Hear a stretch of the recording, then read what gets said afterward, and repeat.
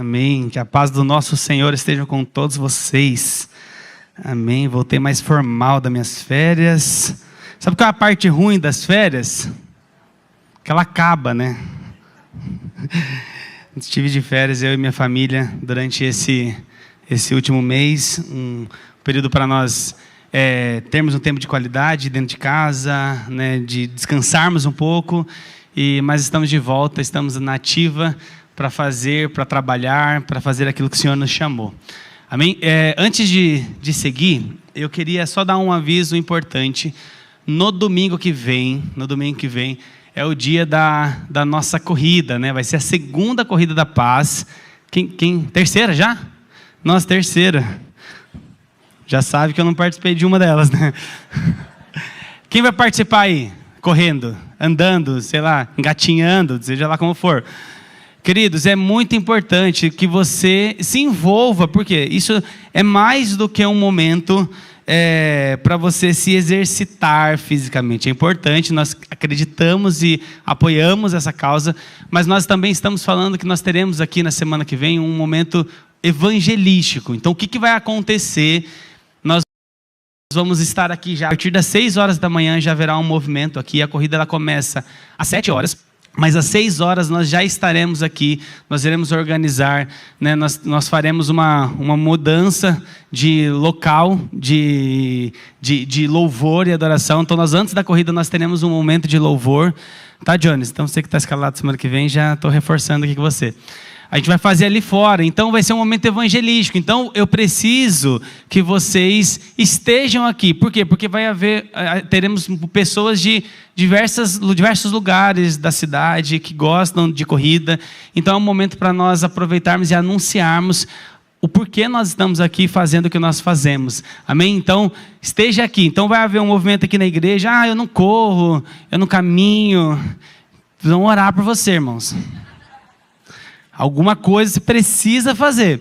Mas para que você esteja aqui se envolvendo com a comunidade, envolvendo com um momento de alegria, nós teremos aqui um movimento muito abençoado. Amém? Então, não se esquece. Aí na semana que vem, os cultos como esse, nós faremos às 17 e às 19. De manhã vai haver um movimento aqui na igreja, teremos uma palavra ali também evangelística, mas vai ser num formato um pouquinho diferente do que nós fazemos aqui normalmente. Na verdade, bastante diferente, tá? Então, estejam aqui. Amém? Não é para folgar nesse dia, tá bom? Amém, queridos. Hoje nós vamos iniciar uma série de mensagens que tem como tema... Pode colocar aí para mim, por favor. Ele tem como tema uns aos outros, né? Nós vamos iniciar hoje uma jornada para nossa identidade como igreja. Então, existe uma expressão grega que aparece dezenas de vezes na Bíblia, e no Novo Testamento ela aparece muitas vezes, que é essa expressão alelon.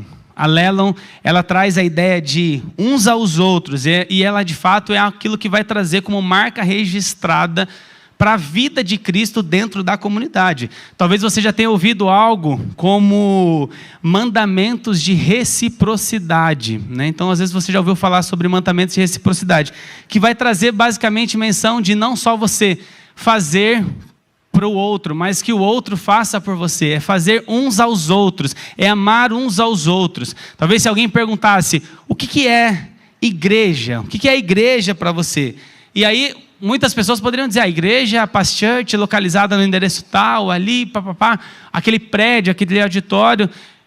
Eu entendo quando nós falamos isso como igreja física, mas a igreja revelada nas Escrituras, ela traz um significado muito, muito maior do que isso. Não é esse auditório, não é o prédio, não é um local. A igreja é o corpo vivo onde nós pertencemos uns aos outros. Então você não pertence simplesmente de uma organização, você pertence de um organismo vivo que tem relação e uma inter-relação uns com os outros. E se talvez a gente perguntasse, como é que você avalia a saúde espiritual de uma comunidade ou de uma igreja?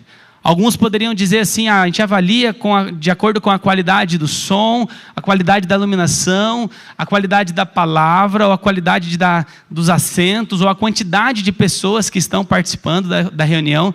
Eu sinto para você que isso podem ser insights para que nós possamos construir uma saúde, mas isso não define a saúde espiritual. O que define a saúde espiritual de uma igreja é a qualidade da sua reciprocidade. É o quanto nós entendemos que isso está relacionado a um fluxo vivo e constante, de ir e vir, de dar e receber. De você fazer, mas você permitir que outros façam por você. De você ajudar, mas também se permitir ser ajudado. Então nós vamos falar durante 5 domingos sobre esse termo, uns aos outros, né? Ele aparece dezenas de vezes, mas nós poderíamos dizer aí que existem cerca de 20 diferentes termos relacionados a uns aos outros, amar uns aos outros, perdoar uns aos outros. Mas nós vamos organizar isso, né? Para nós não ficarmos numa série de 20 domingos, nós vamos falar sobre 5 ênfases aqui nesses mandamentos. Hoje nós vamos falar sobre a base desse mandamento, que é amar uns aos outros. Depois nós vamos falar sobre a guarda, que traz muita relação sobre unidade e paz de uns com os outros. No terceiro domingo nós falaremos sobre a toalha e bacia, que fala sobre serviço e humildade de uns com os outros.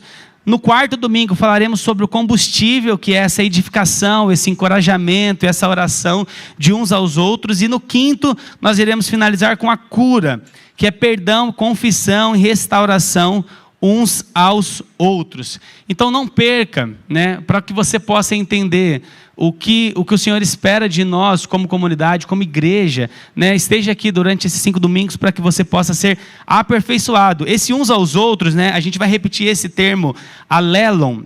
Ela é a manifestação visível da vida de Cristo no seu corpo.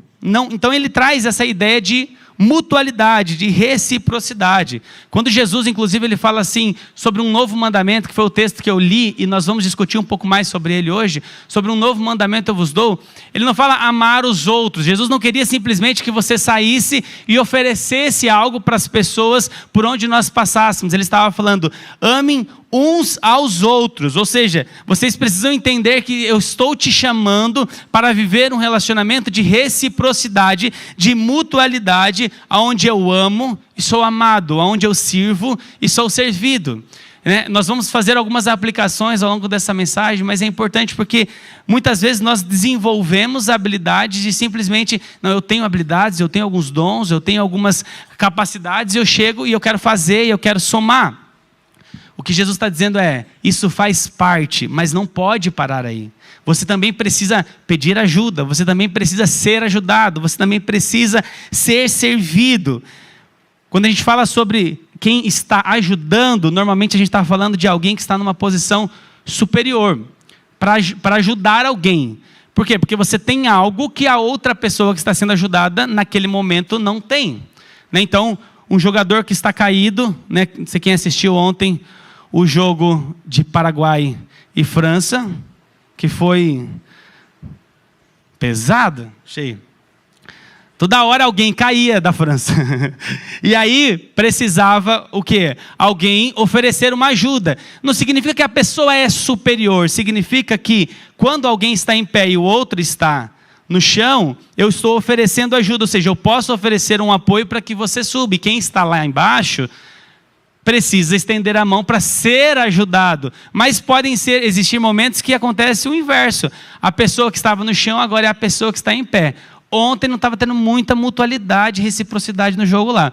Mas na vida cristã, nós precisamos entender que o chamado, ele é para nós, ora oferecermos a mão, e ora para nós entendermos que alguém vai estender a mão para mim e para você. Amém, queridos? Então esse fluxo de mão dupla, esse contexto, esse conceito de alelon, é um conceito que nós vamos trabalhar muito forte ao longo desses próximos domingos.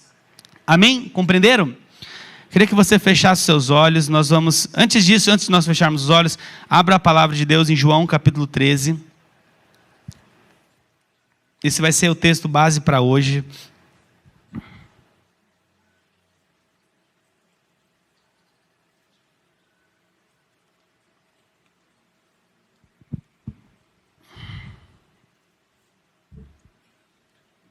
João capítulo 13, verso 3 ao 5. Diz assim, ó, Jesus sabia que o Pai havia colocado todas as coisas debaixo do seu poder, e que viera de Deus e estava voltando para Deus. Assim, levantou-se da mesa, tirou a sua capa e colocou uma toalha em volta da cintura. Depois disso, derramou água numa bacia e começou a lavar os pés dos seus discípulos, enxugando-os com a toalha que estava em volta da sua cintura. Verso 34, vamos lá para esse agora, para a gente ir para o texto que basicamente encerra esse momento. Um novo mandamento eu lhes dou: amem-se uns aos outros. Como eu os amei, vocês devem amar-se uns aos outros. Com isso todos saberão que vocês são meus discípulos, se amarem uns aos outros. Curva a sua cabeça por um instante. Senhor, obrigado, Pai, por essa palavra que foi lida. Nós nos apegamos nas Escrituras e levamos e consideramos ela como norteadores para a nossa vida, Pai. Nós estamos iniciando uma série aqui sobre esse termo, sobre esse pronome que é um convite, uma ordenança do Senhor para que nós possamos fazer tantas coisas uns aos outros, que nós possamos entender o cerne disso, essa palavra possa encontrar espaço no nosso coração, em nome de Jesus. Amém.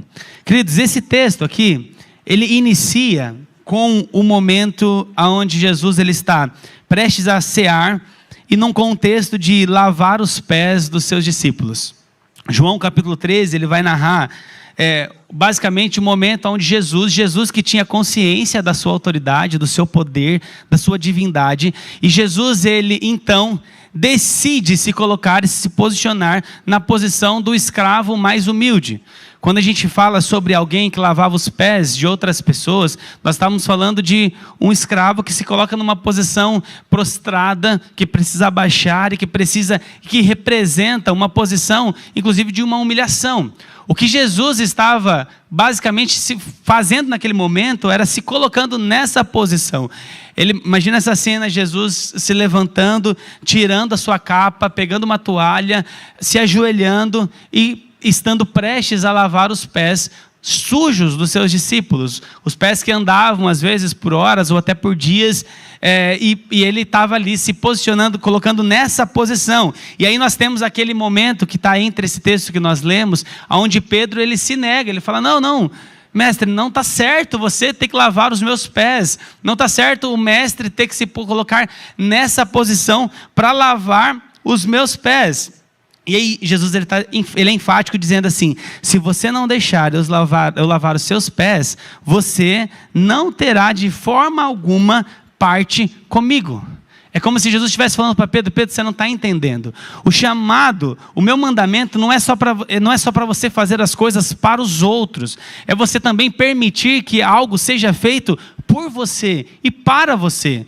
O reino que eu estou anunciando não é só um reino onde nós entregamos, onde nós só damos.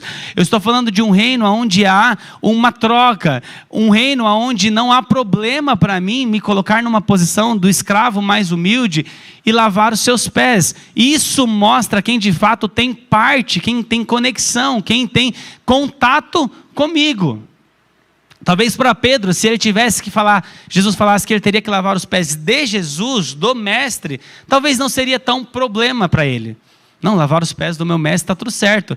Agora para Pedro, talvez um problema seria se ele tivesse que lavar os pés dos seus inimigos, ou daquelas pessoas que ele sequer conhecia, se colocar nessa posição, não sei.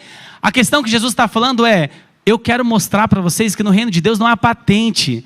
Não há alguém que é maior ou alguém que é menor. Eu estou trazendo uma questão de unidade, onde eu faço por vocês e vocês façam o mesmo para os outros. Quanto mais você cresce no reino de Deus, às vezes as pessoas falam assim: mais eu preciso ser servido, mais alguém precisa lavar os meus pés. Queridos, mais você vai ser servido, mas mais você vai servir. Isso precisa andar em equilíbrio. Não há saúde espiritual dentro do corpo de Cristo quando eu só entrego e não recebo. Mas também não há saúde no corpo espiritual quando eu só recebo, mas eu não entrego. Então Jesus ele estava ensinando algo para Pedro bastante importante ali. Pedro, é necessário que você entenda, você não veio só para fazer. Eu não estou te chamando só para fazer algo, eu estou te chamando para que você também receba algo. E lá lá no verso 34 desse mesmo capítulo que nós lemos, ele fala assim: um novo mandamento eu lhes dou, amem-se uns aos outros como eu os amei, vocês devem amar-se uns aos outros. Com isso todos saberão que vocês são os meus discípulos, se amarem uns aos outros. Queridos, quando Jesus fala isso, ele fala sobre um novo mandamento eu vos dou, amem uns aos outros. Esse não era um conceito novo para aquelas pessoas que estavam ouvindo. Amar uns aos outros ou fazer algo pelo outro já era algo conhecido, inclusive, do tempo da antiga aliança. Quando nós olhamos para os 10 mandamentos, se eu não me engano, 6 deles está atrelado a você fazer algo pelo outro. Não era um conhecimento novo. E Jesus ele apresenta isso como um novo mandamento, eu vos dou, amai uns aos outros. Talvez você olhe esse tema e fale assim, agora Jesus está falando para nós amarmos, mas nós já entendíamos que nós tínhamos que amar. Lá em Levítico capítulo 19, ele já vai falar sobre você amar o teu próximo, mas aqui em João 13, Jesus fala sobre um novo mandamento, eu dou, amar uns aos outros, mas é um conceito que já conhece, já era um conceito que eles já conheciam. O que Jesus basicamente ele estava fazendo, era dizendo assim, agora o padrão deste amor mudou, a régua deste amor foi elevada, eu estou elevando o padrão de entendimento do que era esse amor. Tanto é que a palavra que ele usa aqui, ele fala assim, um novo mandamento eu vos dou. Ele não estava dizendo que o que era novo era fazer uns pelos outros. O que era novo era a qualidade. A palavra que ele usa para novo aqui, no grego, é a palavra kainos, que significa novo em qualidade. É um novo padrão. Jesus está elevando o padrão e dizendo assim, olha, antes vocês amavam como vocês amavam a si mesmo. Vocês amavam baseado naquilo como vocês se consideravam importantes. A partir de agora, eu estou dizendo, o padrão de amor que vocês precisam oferecer é baseado no amor que vocês receberam por mim. Amem uns aos outros como eu vos amei. Jesus está falando agora, o padrão, a qualidade deste amor é o que mudou. O mandamento não é novo, mas a forma como você responde e obedece a ele, isso é novo. Inclusive não tem como nós amarmos, é isso que nós estávamos ministrando na ceia aqui. Não tem como nós amarmos alguém, não tem como eu amar você, se eu primeiro não entender como é que Cristo me amou. Você precisa gastar parte da sua vida, da sua oração, pedindo para o Senhor gerar essa convicção, essa relação de amor, porque às vezes a gente canta aqui, né? Ele nos amou, Ele nos ama, somos sua herança, nós estamos cantando aqui. Mas mais do que isso, nós precisamos entender o que é que Cristo fez por mim, o que é que Cristo fez por você. Hoje é dia de nós lembrarmos disso. Jesus morre numa cruz, Jesus paga o preço dos nossos pecados, Jesus ele tira a justiça que estava sobre ele, e ele coloca sobre mim e sobre você, e ele pega a culpa que estava sobre você, e ele imputa sobre ele, e aí ele fala assim, agora eu sou culpado porque foi imputado em mim a culpa da humanidade, eu levo para a cruz e pago o preço da morte, o salário do pecado era a morte. Cristo está dizendo, eu estou fazendo esse ato de amor, e aí ele está falando, é esse padrão de amor que vocês precisam amar uns aos outros. E aí você fala assim, uau gente, aí é muito grande, e nós vamos entender um pouquinho, porque exatamente o que é grande, é para a gente entender que sempre dá para amar mais, sempre dá para fazer mais, sempre dá para servir mais, sempre dá para oferecer mais, porque quando nós olhamos para aquilo que Ele fez para nós, é infinitamente grande. Então nós precisamos entender que a base disso, ela é alta. Eu estava conversando com uma pessoa, há algumas semanas atrás, que o pastor pregou sobre uma mensagem, sobre os comportamentos que nós temos que ter, né, olhando para Jesus, e ela falou assim para mim, nossa, mas a régua de Cristo é alta, né? É alta, realmente alta. É alta por quê? Porque ele sabia que nós não faríamos isso com as nossas próprias forças. Ele sabia que nós teríamos o Espírito Santo para nos capacitar, para nos empoderar, para nos qualificar, se nós dermos espaço para Ele, para a manifestação dEle. Quando nós olhamos para esse estado de inter-relação, nós poderíamos destacar aqui 3 estados relacionais. Um primeiro estado é o estado de independência. O que é isso? É o fruto do orgulho. É a postura daquela pessoa que diz assim, eu não preciso de ninguém. Esse é o estado da independência. Eu não preciso de ninguém, eu sei fazer, eu nunca precisei de ajuda, não é agora que eu vou precisar. É aquela pessoa que acha que ela, por si só, ela vai conseguir resolver todas as coisas, ela vai conseguir viver bem sem precisar do apoio, da ajuda, do suporte de ninguém. E isso vai crescendo de uma forma natural, nós precisamos lutar contra isso. Nós estávamos agora, eu sempre conto a história das minhas filhas, né? E eu vou contar sempre para vocês. Nós estávamos vindo, ontem a Bela pegou o estojo de maquiagem da minha esposa. E a hora que nós vimos, ela e a Rebeca estavam, todas as duas, bem maquiadas, né? O chão também estava maquiado, tinha muitas coisas ali, que é melhor não falarmos sobre esse assunto, muito. E aí eu falei, filha do céu, se a sua mãe vê... Aí eu chamei ela, eu falei assim, só que assim... o papai vai comprar um kit de maquiagem, achando eu que ia na Patricinha e achar um kit de maquiagem de criança. Aí falei para ela, não, a gente vai comprar um kit de maquiagem para você, filha, para ela brincar ali, né, e tal, né, porque para a saúde, né, de todos, recíproca da nossa casa. E aí falei para ela ficou toda animada e tal, fomos. Quero alertar você, pai, que tem pai de criança, não tem kit de maquiagem na Patricinha. Tem na loja de maquiagem mesmo para criança. E não é tão barato, tá? Então, cuidado para você fazer promessas para sua filha antes de entender um pouco mais o contexto. E aí, tudo bem, ontem chegou lá. E eu falei para ela assim, você tem que fazer maquiagem, Bela. Você vai pintar aqui de vermelho seu nariz, assim, estava brincando com ela. Aí, porque do jeito que ela ficou parecendo uma palhacinha mesmo. E aí chegamos, gente. Aí ontem de noite, meu Deus do céu, essas duas meninas fazendo maquiagem, eu falei, Esther do céu, será que nós fizemos uma coisa certa? Porque elas assim estavam com o rosto cheio de coisa, com o cabelo cheio de brilho.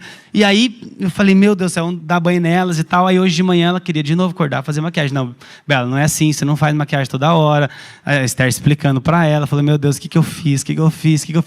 E aí eu falei, aí ela assim, não, pai, eu que tenho que fazer minha maquiagem. Porque eu sei, eu não preciso de ajuda. Eu já sei, porque essa é maquiagem de criança, não é maquiagem de adulto. Então, eu que tenho que fazer. Sou eu que sei fazer. Agora no carro veio a gente explicando. Agora, eu gerei um outro tema, já tenho poucos para tratar com a minha filha, e eu gerei outro tema agora para ela entender que ela não faz maquiagem toda hora e que não é maquiagem pintando a cara de glitter, brilhando e vindo para a igreja, gente. Vocês iam se assustar até. O exemplo que eu estou trazendo aqui é porque a Bela tem 3 anos e ela já acha que ela é independente. Ela é independente suficiente para fazer a própria maquiagem.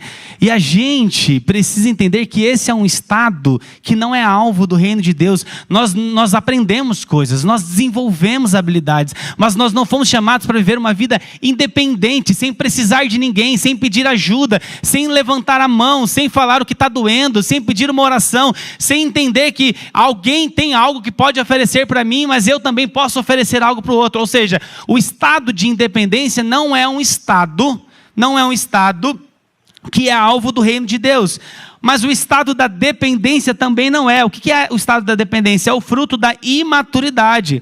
É aquela postura de quem espera apenas ser carregado. Esse estado da dependência vai falar sobre sempre alguém tem que fazer algo por mim. Esse é a Rebeca. Ela está nesse ato de dependência ainda.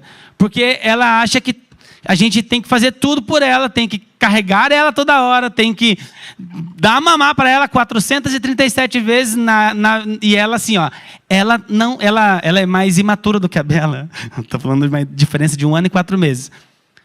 A dependência não é o alvo do reino de Deus. Uma dependência, quando eu falo uma dependência, quando acontece somente isso, é sempre alguém tem que fazer. Eu sempre me coloco na posição de vítima, porque alguém não fez, alguém não me ligou, alguém não se importou comigo, eu faltei na célula, ninguém mandou uma mensagem, não fui no culto, ninguém mandou uma mensagem para mim, ninguém ligou. Esse é o estado da dependência, que eu acho que sempre alguém está devendo algo para mim, porque eu sou o alvo disso. Esse não é o alvo do reino de Deus. O que o Senhor está trazendo é um alvo de interdependência. Esse é o alvo bíblico, o reconhecimento de que eu preciso de você e você precisa de mim. Eu preciso fazer algo. É verdade que às vezes eu faço algo para alguém aqui, mas não é na mesma linha que eu recebo de volta.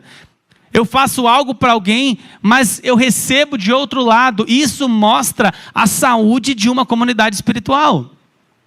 É verdade que quando eu ofereço ajuda talvez para um lado, não é do mesmo lado. E a nossa frustração está exatamente porque nós pensamos que essa pessoa nos deve algo. Queridos, vocês não devem nada a mim. Vocês não devem nada ao pastor Mateus, que está aqui ministrando, sendo pastor, pastoreando a nossa igreja. Porque nós vamos entender que o que nos motiva a fazer o que nós fazemos não é para receber algo direto das pessoas. É porque nós já recebemos algo de Cristo. Então você não deve nada a mim. Nós cuidamos de pessoas na nossa célula. Nós cuidamos de pessoas na igreja e vocês não devem nada a mim. Eu não vou chegar e cobrar e falar assim: nossa, eu cuidei tanto de você e agora você sumiu, agora você foi embora.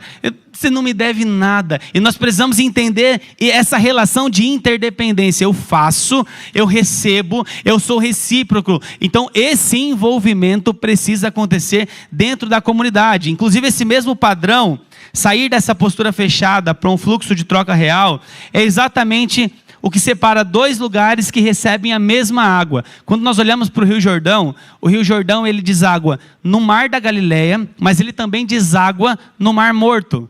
O que diferencia o Mar da Galileia para o Mar Morto? O Mar da Galileia ele tem outra saída. Há um fluxo de entrada, mas há um fluxo de saída. Isso gera vida. Existe vegetação, existe peixes, existe organismos vivos, existe paisagem, ao passo que o Mar Morto, a água do Rio Jordão desemboca nele e ela para ali, ela deságua ali e ela para. E há um acúmulo de sais que faz com que não há geração de vida, não há vida no Mar Morto. Por isso que ele é morto. Não há vida. A diferença, gente... A diferença é para que haja um fluxo contínuo. O Senhor nos chamou para que nós possamos ser, assim como o Mar da Galileia, algo que nasce, passa, gera vida, mas deságua em outros lugares. O Senhor não nos chamou para sermos Mar Morto. O Senhor não nos chamou para a água desaguar em nós e isso parar e estancar em nós. Amém? Vocês estão entendendo até aí? O que eu quero reforçar com você aqui é mais do que fazer algo no reino de Deus. É necessário se envolver nesse fluxo do reino de Deus. Existem duas verdades para que você possa colocar em prática essa mensagem. Primeira verdade é sobre o amor. O amor, ele precisa, que é esse amor que nós oferecemos pelas pessoas, que é a base dessa primeiro dia de série. O amor, ele precisa ser visto como uma dívida. Como assim como uma dívida, Marco? Baseado lá em Romanos 13:8, nós não vamos ler para ganharmos tempo aqui, mas o amor não é algo que nós damos a alguém como se nós estivéssemos concedendo um favor ou como se nós estivéssemos ficando com um crédito, mas nós precisamos amar como alguém que está quitando uma dívida. Ontem eu estava falando com o Caio está pregando essa mensagem lá em Sorocaba também. Nós falamos assim, é como se nós estivéssemos sempre no negativo. É como se nós estivéssemos sempre devendo.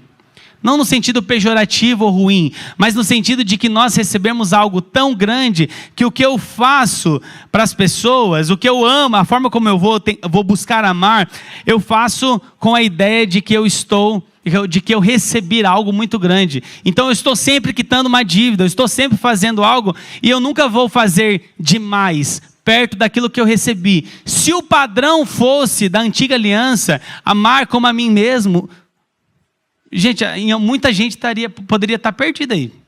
Se nós tivéssemos só que amar como nós amamos a nós mesmos. Porque tem gente tirando a sua própria vida, tem gente que não se valoriza, tem gente que não se cuida, tem gente que não cuida da sua família. Imagina você amar o próximo como você ama a mim mesmo. Aí você olha para aquela família e você fala assim, nossa, ele vai cuidar da minha família, ou amar a minha família do jeito que ele ama a família dele.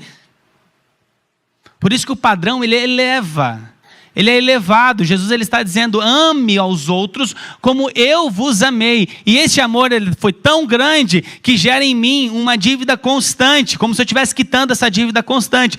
Por isso que segundo a Bíblia, eu só estou quitando uma dívida do amor que eu recebi do Senhor. E o que é importante nós entendermos também, que o amor, ele não é só um sentimento, e ele também não é somente uma atitude.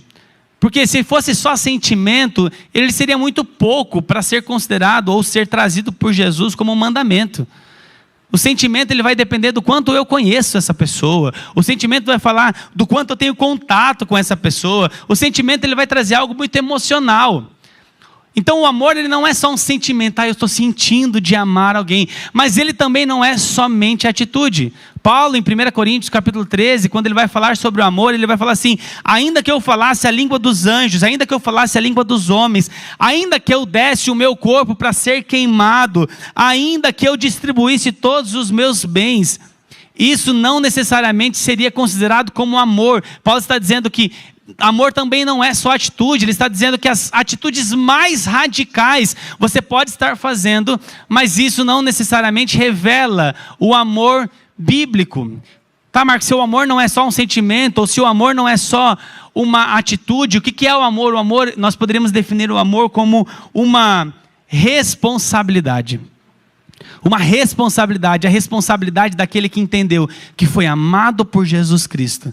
E uma vez que eu fui amado por Jesus, eu tenho a responsabilidade de amar os outros. Eu tenho mas eu não gosto muito. Pois então, ore ao Senhor e peça ajuda para que Ele te ajude a olhar para as pessoas com esse olhar que Cristo olhou. Com o olhar de quem morreu por elas, o olhar de quem entregou a sua vida por elas, porque essa é a resposta de obediência. E não fazer isso, queridos, não fazer isso é desobedecer às Escrituras. Nós precisamos agora elevar o nosso entendimento como igreja. Nós estamos vindo aqui, nós estamos reunidos, nós estamos cada vez mais aperfeiçoando a nossa qualidade, a nosso estilo de vida, a forma como nós nos envolvemos como comunidade. Mas é importante que você entenda que você não está fazendo um favor, porque aquele que entendeu biblicamente o que é o amor, ele está dizendo assim: o amor não é só um sentimento, o amor não é só uma atitude, o amor é um conjunto de responsabilidades. Tem sentimento, tem atitude, mas eles não são isolados uma coisa da outra. Eu sou responsável em amar vocês. Por quê? Porque eu fui amado por Jesus, e como mandamento ele disse: um mandamento maior eu vos dou, amem uns aos outros como eu vos amei. Esse padrão que eu procuro seguir, é esse padrão que eu quero que vocês entendam, que a Bíblia nos chama para seguirmos. O padrão onde ele é a referência, a responsabilidade de nós termos em estoque algo que muitas outras pessoas não têm. Por que nós amamos? Por que nós fazemos? Por que nós organizamos as nossas células, as nossas casas? Por que você abre a porta da sua casa? Por que você se compromete em estar envolvido em uma célula ao longo da semana? Quem está aqui envolvido numa célula? Levanta a mão aí, faz barulho. Glória a Deus, bastante gente já está envolvido. Por que nós estamos envolvidos? Porque nós fomos chamados e nós temos a responsabilidade de compartilhar. Não há manifestação da vida de Cristo se não houver reciprocidade. Não há manifestação da vida de Cristo se não houver troca uns com os outros. E o segundo ponto que nós temos aqui sobre o amor, eu já estou caminhando para o final, é sobre uns aos outros, sobre o alélon ali, que é o envolvimento. O que Jesus queria que nós entendêssemos é que nós iríamos precisar uns dos outros. Se talvez você saia daqui falando assim: o que eu preciso fazer uma vez que eu já entendi o que é esse amor? O que eu preciso fazer para ontem? Eu preciso me envolver. Eu preciso me envolver. Por que eu preciso me envolver, Marco? Eu preciso me envolver porque às vezes a pessoa ela pensa assim: eu tenho alguns dons, eu tenho algumas habilidades, eu sei tocar, ou eu sei falar, eu preciso ir naquela célula porque eu vou ajudar aquela célula. Eu tenho certeza disso, irmão. Mas você precisa ter uma consciência um pouco mais elevada e um conceito um pouco mais maduro sobre você estar em um lugar. Eu preciso estar lá porque eu tenho algo que o Senhor me deu, que eu posso oferecer. Mas existem pessoas que estão lá, que terão coisas para me oferecer. É nobre, é humilde, mas é obediência. Nós dizemos assim: eu vou numa célula, eu vou participar de um pequeno grupo, porque o Senhor me deu dons e habilidades para que eu possa entregar, falar. Mas eu também entendo que existe algo que Deus deu para vocês, que Ele não deu para mim. E que eu receberei quando eu ter reciprocidade, contato e relacionamento com vocês. Hoje eu estou pregando aqui, na semana da célula, alguém vai estar ministrando a folhinha. E quem está na minha célula já está sabendo lá que cada semana é um lá. Agora já viramos a página.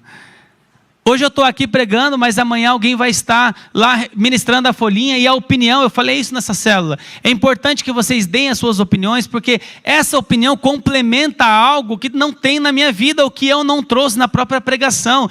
Eu não estou dizendo que nós temos que, eu vou falar algo diferente do que o pastor falou. Não, eu vou falar de mim, eu vou falar da minha vida, eu vou dar minha opinião, eu vou falar minha história, eu vou falar minha experiência, porque isso vai edificar aquela outra pessoa, e a outra pessoa vai fazer algo que vai edificar a outra pessoa. Você entende que nós nos envolvemos, porque isso é resposta de quem entendeu e obedece esse alelon, fazei uns aos outros, fazei uns pelos outros, amai uns aos outros. Eu preciso servir com os dons que Deus me deu, mas tem coisa na vida de outras pessoas, nos dons delas, que eu também preciso. É por isso que nós falamos aqui, pessoal que, gente, eu sou músico já há muito tempo. Eu não vou cometer uma gafe que eu já cometi lá no passado. Olha, eu amo fazer o que eu faço, tocar violão, bateria principalmente. Os músicos de plantão entenderão. Um dia eu falei aqui que antes eu não era nada, não fazia nada, eu só tocava bateria. Aí os bateristas ficaram, me expressei mal. Mas a gente sabe que ao longo dos anos, e a gente passa por várias igrejas, uma das áreas de um dos ministérios que nós precisamos cuidar é do louvor. Todas eles são, mas por que eu estou falando do louvor? Porque é um ministério de exposição aqui. E eu já presenciei muitas vezes, inclusive lugares onde eu já participava, de que como se eu tivesse que vir aqui, entregava algo, oferecia algo e ia embora. Ou ia para o fundo, ou ia conversar, ou não participava. O que nós temos pegado no pé de todas as pessoas aqui é porque existe um momento de nós estarmos aqui oferecendo algo, mas existe algo que eu estou oferecendo agora, que quem estava tocando, quem estava ministrando, está recebendo. Existe algo de troca, não é eu vou lá e faço o que eu sou bom para fazer e vou embora. Agora eu vou lá no outro como se eu fosse alguém que fizesse shows e apresentações. Agora eu fiz aqui, agora eu fui ali, é como se fosse uma consultoria. Eu vou lá, apresento o que eu sei fazer e vou embora. Deixa as pessoas trabalhando. Não, o Senhor nos chamou para a hora eu estar aqui, a hora eu estar aí. Uma hora eu estou ministrando louvor, a outra hora eu estou recebendo alguém que está ministrando essa adoração. Uma hora eu estou pregando, outra hora alguém está pregando e eu estou recebendo. Há poder na reciprocidade. O Senhor nos chamou para nos envolvermos de uma forma de ida e vinda. Então, se você quer saber o que você precisa fazer, você precisa se envolver. Eclesiastes 4 vai falar que melhor é serem dois do que um. Mas esse conceito já aparece lá em Deuteronômio capítulo 32, quando Moisés vai mostrar que um pode perseguir 1000 e 2 podem fazer fugir 10.000. Deus está dizendo ali que Ele tem prazer em expressar e potencializar o seu poder quando Ele vê coletividade. Queridos, é por isso que nós chamamos vocês constantemente, se envolva, se envolva, se envolva, se envolva. E se envolver é assim, o convite.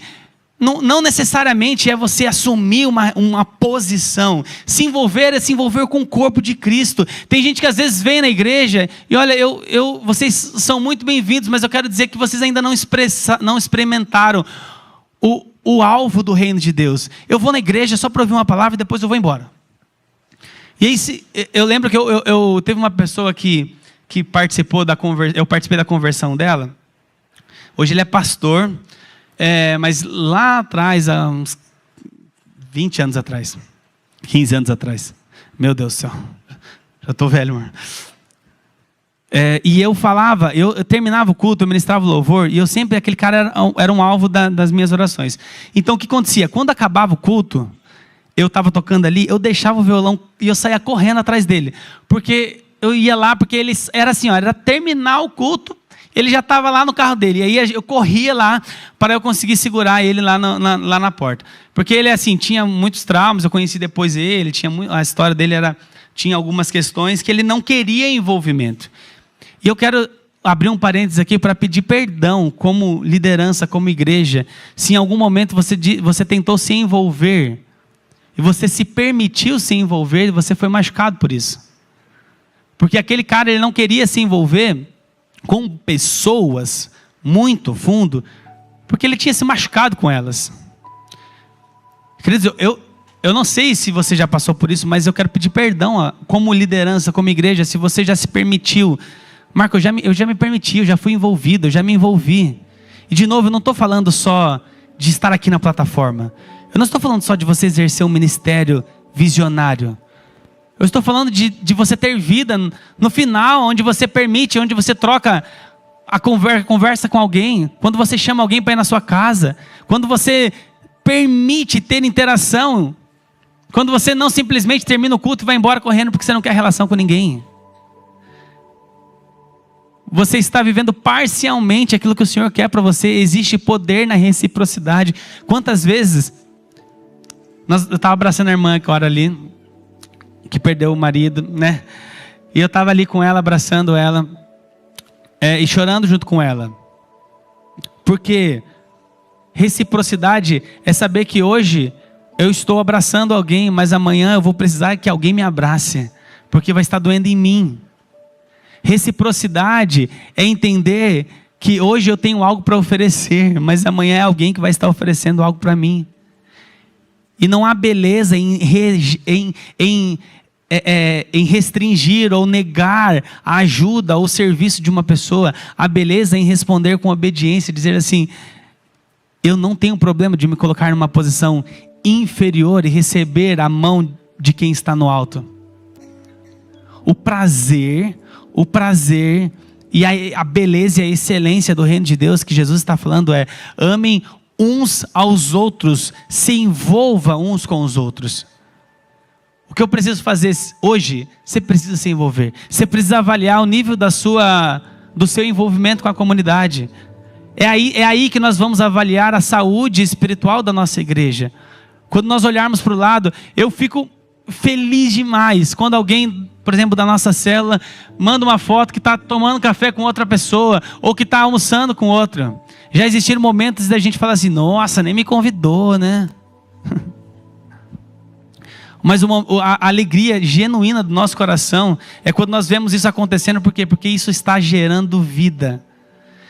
É nos cafés, é nas mesas, é nas boas conversas, no início do culto, no pós-culto, no almoço. Eu não sei em que momento, mas a vida de Cristo, há um rio fluindo, e você não é algo que não há desaguamento. O Senhor te chamou para fluir, para que o rio dele, que foi desaguado em você, desague outras pessoas, encontre outros lugares. Hebreus capítulo 10, verso 24, para nós encerrarmos. Diz assim: cuidemos também de nos animar uns aos outros no amor e na prática de boas obras. Não deixemos de nos congregar, como é costume de alguns. Pelo contrário, façamos admoestações, ainda mais agora que vocês veem que o dia se aproxima. Ele está falando sobre você animar uns aos outros na prática de boas obras. Para quê? Para produzir estímulo na vida espiritual, para gerar crescimento, para gerar desenvolvimento, para gerar frutificação. Animem uns aos outros, produzam vida uns aos outros. E aí a Bíblia sugere que você, para que isso aconteça, isso não seja feito à distância. Ele fala: não deixem de congregar, não deixem de se reunir, não deixem de estar aqui envolvidos com o corpo. Numa fase e num momento onde a informação nos toma por completo, onde a gente se apega com tanta informação nas redes sociais, que às vezes você já sabe tudo da vida da pessoa, não precisa nem tomar um café com ela. E aí você percebe que você está perdendo a beleza. Mandar uma mensagem importante, compartilhar a sua vida. Eu não sou contra isso, mas isso não substitui o olho no olho. Isso não substitui o toque. Isso não substitui o abraço. Isso não substitui a presença. Isso não substitui o congregar. Nós estamos lendo o escritor aos Hebreus dizendo aqui: não deixem de congregar, não deixem de participar, porque nessa participação você tem a oportunidade de fazer e de que alguém faça para você, de servir e de que alguém sirva você, de olhar para a pessoa, mas também de se permitir ser olhado. Eu queria que você se colocasse de pé nessa manhã. O que eu preciso fazer para ontem, pastor? Primeiro, você precisa entender que amar é um mandamento de reação. Só é possível cumprir o mandamento se você entender que você foi amado por Jesus. Você não vai amar o outro, você não vai querer relação com o outro, você não vai querer interação com o outro, simplesmente pela sua vontade. Amar, o amor bíblico é um amor que reage ao amor que nós recebemos de Jesus. Então a primeira coisa que você precisa fazer é: Senhor, eu preciso ter revelação. Porque quando você avalia a sua vida, você vai falar assim: nossa, minha interação está muito pouco, muito fraca. Eu estou muito fechado. E isso pode ser reflexo de alguém que ainda não entendeu o amor de Cristo. Mas a segunda coisa que você precisa fazer para ontem: se envolver. Se envolva, irmão, se envolva. E aí se envolva no ministério, se envolva com um grupo de pessoas. Se permita ser conhecido, se permita ser falado. Mande uma mensagem, você peça, sabe, interaja. A vida de Cristo vai acontecer quando de fato nós decidimos deixar, não somente fazer, mas recebermos. Não somente recebermos, mas também saber que o Senhor ele tem algo para dar. Feche seus olhos nessa manhã. Avalie se você está numa relação de interdependência. Avalie se você está sempre preocupado em ajudar, mas você talvez nunca pede ajuda. Eu não quero atrapalhar as pessoas, eu nunca quero pedir ajuda. Avalie se você está se permitindo ser servido. Se você está aceitando a ajuda de alguém ao invés de tentar resolver tudo sozinho. Mas avalie também se sua vida gira em torno de pedir as coisas, de falar, de reclamar de algo, mas nunca está relacionado a fazer algo pelas pessoas. Qual é o equilíbrio que você precisa fazer nessa manhã? Como é que você precisa reagir uns aos outros, amando uns aos outros, com o padrão bíblico que é o que Jesus fez por você? Senhor, nessa manhã nós estamos aqui aprendendo como comunidade. O Senhor nos chamou para esse alelo, para nós fazermos uns aos outros, mas em um padrão muito mais radical. É isso que nos tira da nossa zona de conforto. É isso que nos faz abrirmos mão das nossas vontades. É isso que faz a gente renunciar aos nossos próprios desejos, os nossos próprios prazeres, ou os nossos próprios compromissos. Senhor, nós estamos aqui entendendo, Pai amado, que o Senhor nos chamou para vivermos uma saúde espiritual de uma comunidade que vive mandamentos de reciprocidade. Ajuda, Senhor, os seus filhos a se envolverem, Pai amado, com o teu reino, a se envolverem com o corpo e a permitirem com que vida seja gerada por meio do rio que está fluindo em nós, ó Pai. Nos ajuda a entendermos esse amor que nós recebemos de Cristo. E que esse amor, ó Pai amado, nos encoraje a fazermos o mesmo. A amarmos as outras pessoas, a perdoarmos as outras pessoas, Pai amado, a oferecermos algo, a nos posicionar na posição de hora de dar e hora de receber. Nós queremos viver essa relação de interdependência e que haja vida na nossa comunidade, que as pessoas quando chegarem aqui, elas percebam não somente um lugar, uma atmosfera agradável, não somente um louvor agradável, não somente uma palavra bíblica que exorte, mas que elas encontrem principalmente a vida de Cristo sendo manifestada, porque há interação, reciprocidade em nome de Jesus, em nome de Jesus.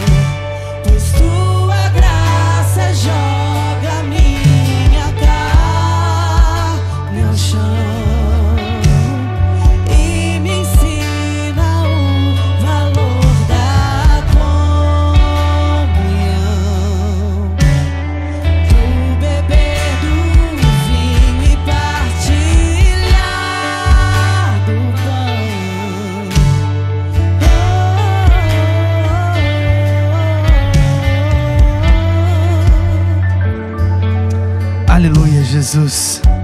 Dai um coração igual ao teu, Pai. Um coração que esteja disposto a amar. Um coração que entende que a base deste amor é alguém que recebeu algo de Ti, Jesus. Dai-nos um coração que nos permita, Senhor, a servir, a melhorar.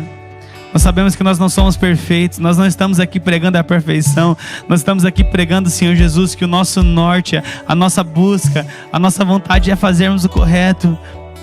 Perdoa-nos, ó Pai, libera perdão, Jesus, ajuda as pessoas a liberarem, ó Pai amado, marcas que ficaram no passado, por envolvimentos errados, ó Pai. Nós pedimos perdão e oramos para que haja saúde espiritual na nossa comunidade, Pai.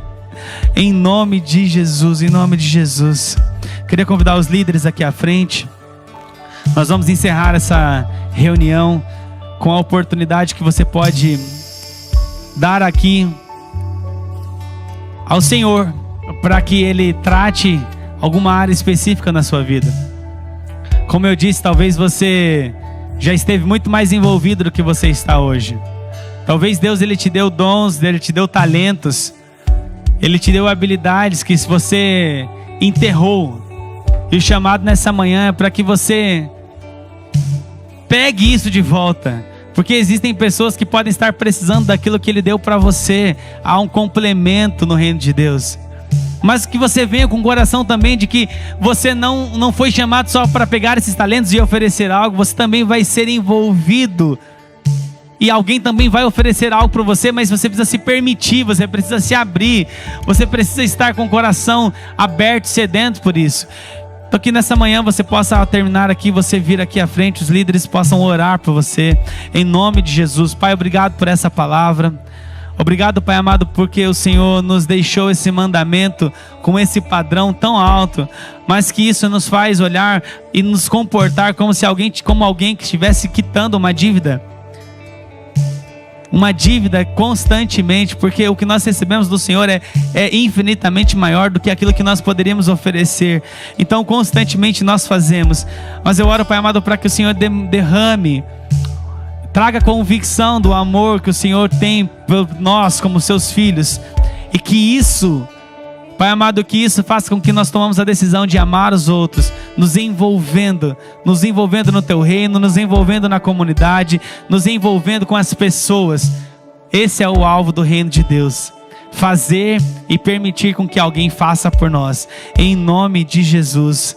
Que o amor do Deus Pai, a comunhão, a graça do Seu Filho Jesus e do Espírito Santo estejam com todos vocês, hoje e para sempre, em nome de Jesus. Que Deus te abençoe, Deus te dê um domingo maravilhoso, e não vá embora sem antes aqui você receber uma oração, em nome de Jesus. Deus te abençoe.